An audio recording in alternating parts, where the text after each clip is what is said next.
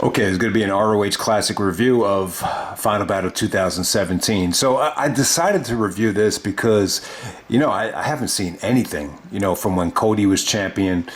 And it just kind of felt like there were moments where, not necessarily Ring of Honor, but, the Elite, the guys that kind of started AEW, just had a lot of momentum. So I really did want to check out this Final Battle. This is the first Final Battle I ever skipped.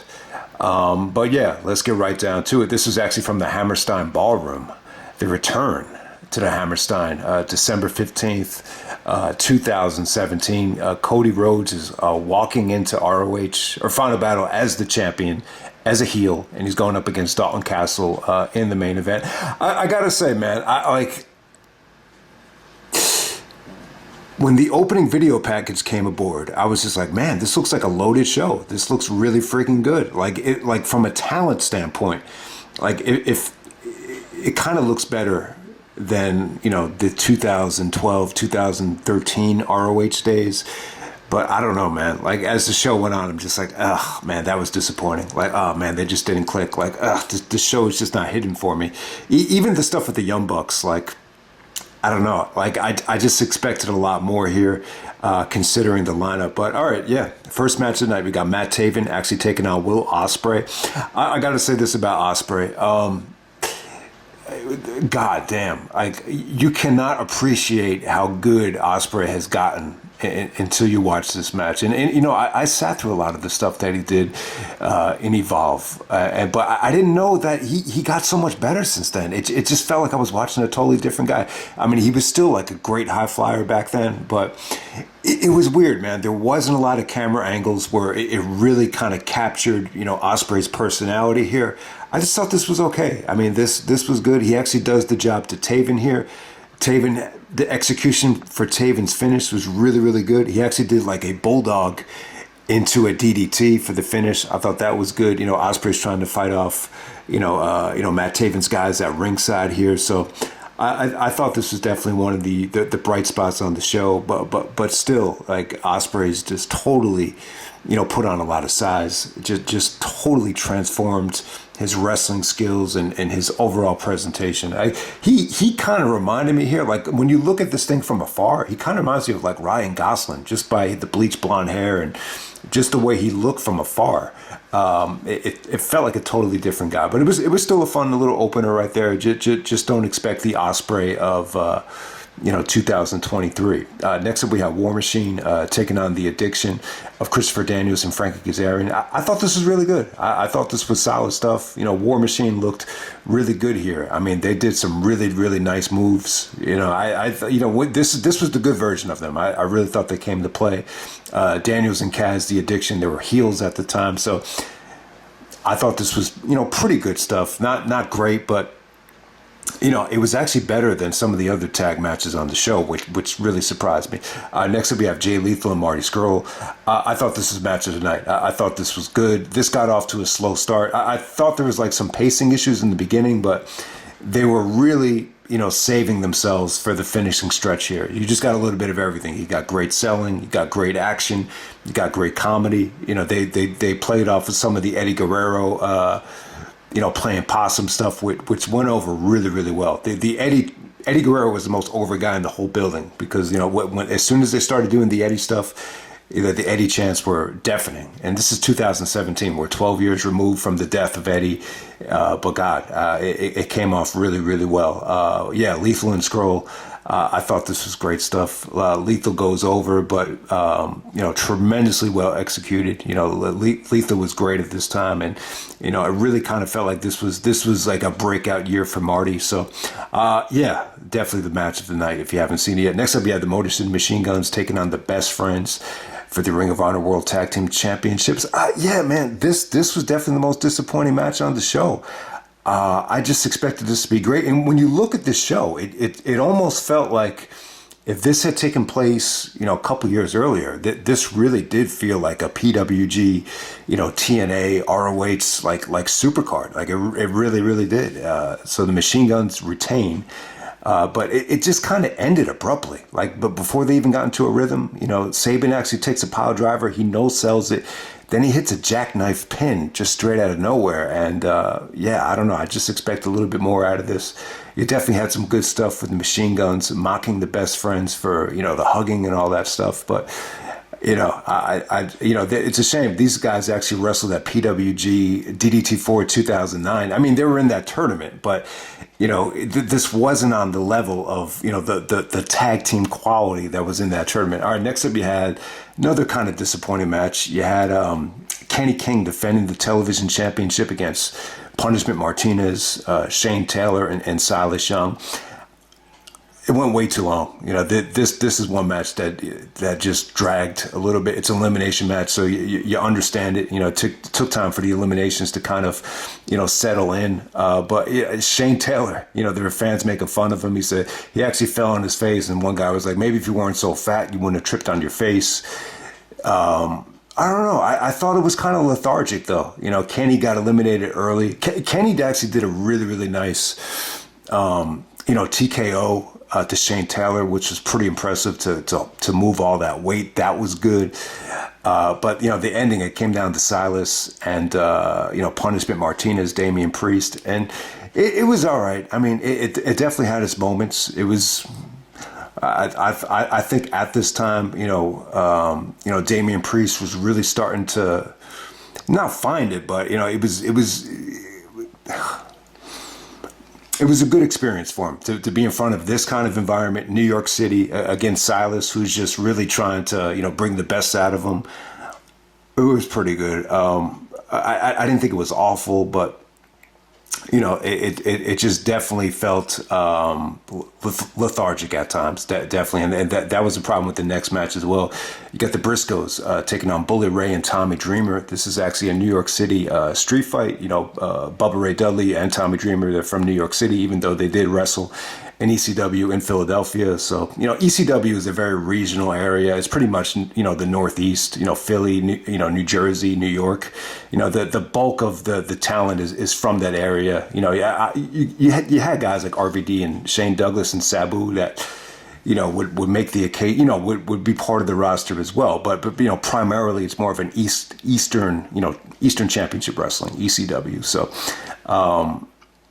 but, I think with this particular match, I think we had reached a point on the indies. When you go back to the first Evolve show, I remember Tommy Dreamer just getting booed out of the building. And a lot of it just had to do with, WWE bringing ECW back, for One Night Stand, and then the ECW on Sci-Fi. And then it was almost just like people just were sick of the ECW nostalgia. And then when you get to the stuff they did with TNA and the Hardcore Justice, it just became a little bit played out. But, Bubba and Tommy, I believe they're actually best friends. So it was cool to see them take on the Briscoes. I think if the Briscoes were in ECW, it would have been awesome. But the problem is the Briscoes are heels here. And I think anytime they tried to make the Briscoes, like Cornette tried to make the Briscoes heel, like they tried to make them like these evil rednecks, and they tried to make them like, these red state guys that, used to shoot guns and, just do all this crazy type of shit. But anytime you did that with the Briscoes, it would never work. They were just too cool.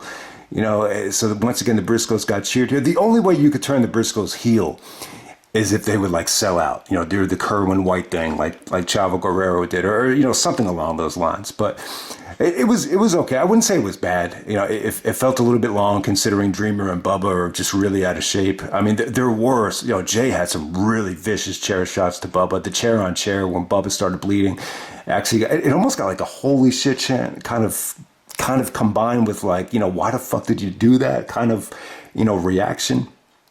They teased us with the flaming tables. The Briscoes broke it up and did a 3D that was botched.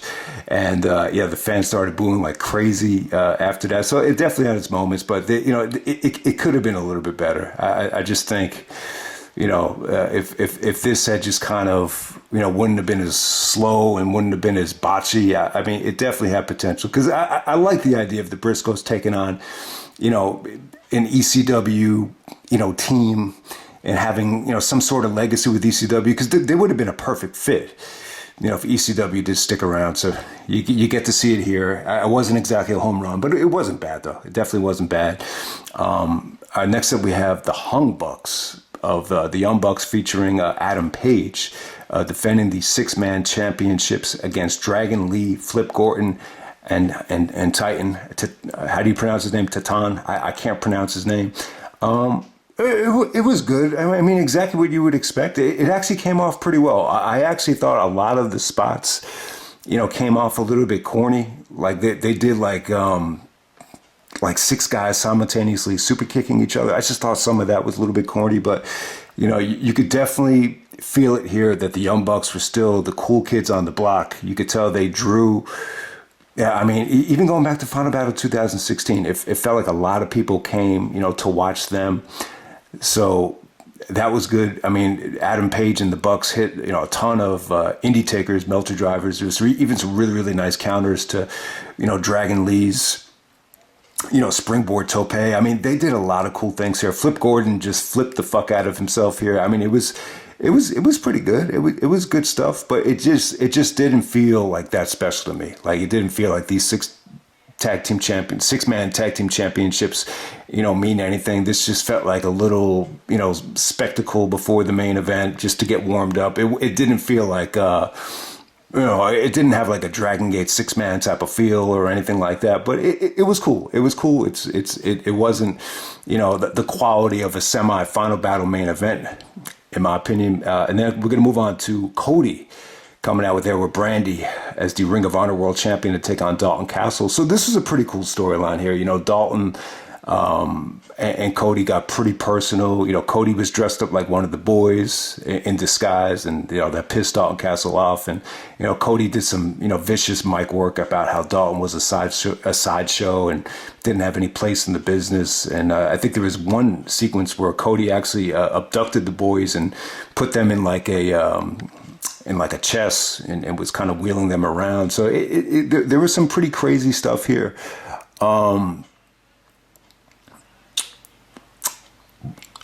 Overall,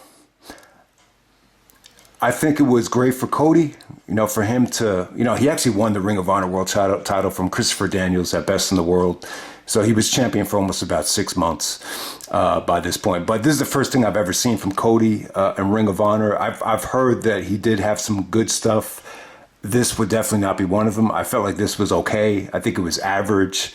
I think it was good. It wasn't great for a Final Battle main event. The silver lining here, though, is when Cody came out, he revealed the blonde haircut. He came out with Brandy, and they came off like stars. They came off great. The presentation was awesome, and the reaction for Cody's new look came out great, though. But I will say this about Cody: you could just tell he's improved a lot. His wrestling has just improved, so much since then. Just everything, the timing, execution. He's just become a much better performer. But at this point, this was just a great, it's a great experience for him. It sounds simple. It sounds academic, but it was good, man. I don't think he had a major contract with Ring of Honor at the time. But this is just a nice little way to put Dalton Castle over. They really talked about how Dalton was an amateur wrestler, that wrestling was always in his blood, and this is what he does. So they tried to do a good job of making you connect with Dalton Castle, and it definitely worked. I mean, the match was bloody. There was some good submission work from Dalton. I mean, the Dalton Castle is not a bad wrestler. I just think the gimmick is a little bit too, it kind of goes against the grain with what Ring of Honor is. Ring of Honor was just straight up, wrestling, handshakes, grappling, going back to the era of Honor Begins with Low-Ki and, the just the technical stuff. But, Dalton just, the character is just a little bit over the top for me. I always thought it was a little bit wacky. But at the same time, I think they were trying to just, have a little bit more fun with the company, and it came off pretty well. If they tried to put the belt on Dalton Castle in 2007, the fans would have, took a shit all over this. But in 10 years after the fact, it was a little bit different. Cody got a little bit of a good reaction here.